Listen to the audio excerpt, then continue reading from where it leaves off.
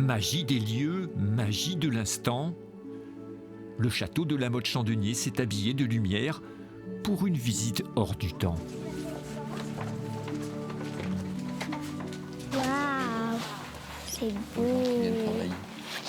Oui, tu ne vois pas l'escalier là-bas.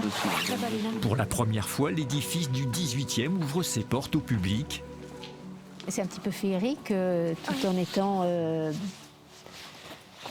ça fait un petit peu Ça se Noël, un trouve, petit peu c'est la mystérieux quand même aussi. Ça se trouve, c'est la maison du Père Noël. Un Père Noël présent dans tous les esprits, même ici à la scène du pavillon de chasse. Qu'est-ce que tu as vu devant toi là? Il y a quoi là-bas? Il te regarde d'ailleurs.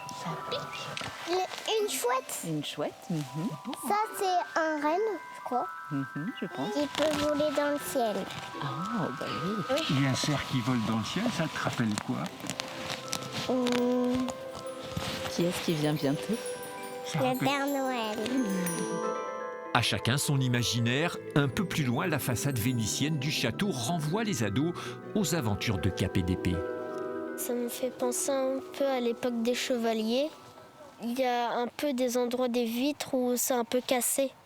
Ils se sont fait bombarder par l'autre armée. Les vestiges en fait d'un terrible incendie il y a presque 100 ans. Aujourd'hui, le monument en ruine est la propriété de 40 000 donateurs. Parmi eux, Maggie Sénéchaud, elle découvre les illuminations du temple. C'est vraiment sympa. C'est vraiment très très sympa. On vient en visite découvrir le château différemment à chaque saison parce qu'on découvre toujours quelque chose qu'on n'a pas vu la fois d'avant. La déambulation se termine par la scène des animaux fantastiques, un peu comme une crèche du Grand Nord. De quoi faire scintiller les yeux des enfants juste avant de déposer leurs souliers sous le sapin.